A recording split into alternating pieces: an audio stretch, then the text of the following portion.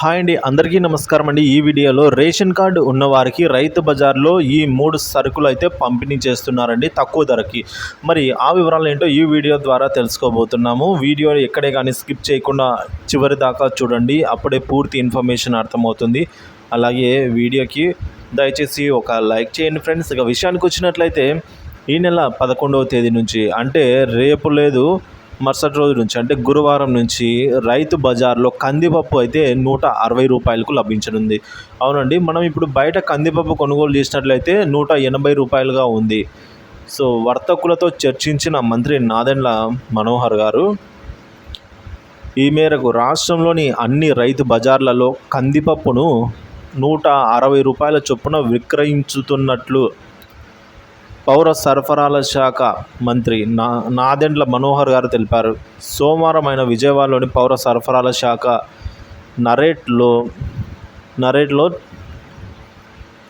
టోకు వర్తకులు, అలాగే రైసు మిల్లర్లు, సరఫరాదారులతో నిత్యావసర సరుకుల ధరల పెరుగుదలపై అయితే సమావేశం నిర్వహించారు. ఈ సందర్భంగా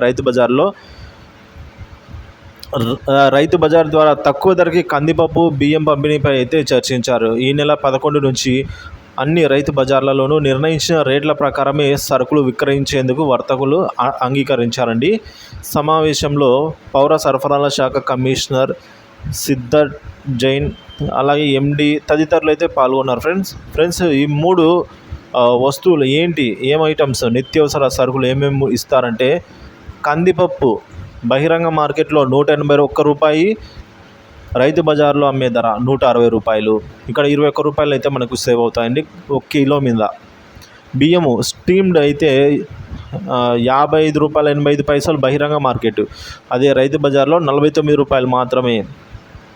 ఇక్కడ ఒక 6 రూపాయల వరకు తగ్గే అవకాశం ఉంది. బియ్యం 52 రూపాయల 40 పైసలు, రైతు బజార్లో ధర 48 రూపాయలు. ఇక్కడ ఒక 4.5 రూపాయలు అయితే మనకు మిగులుబాటు అయ్యే అవకాశం ఉంది ఫ్రెండ్స్. సో ఈ మేరకు ప్రభుత్వం అయితే నిత్యావసర సరుకుల ధరలను అయితే మళ్ళీ కంట్రోల్లోకి తెచ్చేందుకు అయితే ప్రయత్నం చేస్తున్నది తెలుస్తుంది ఫ్రెండ్స్.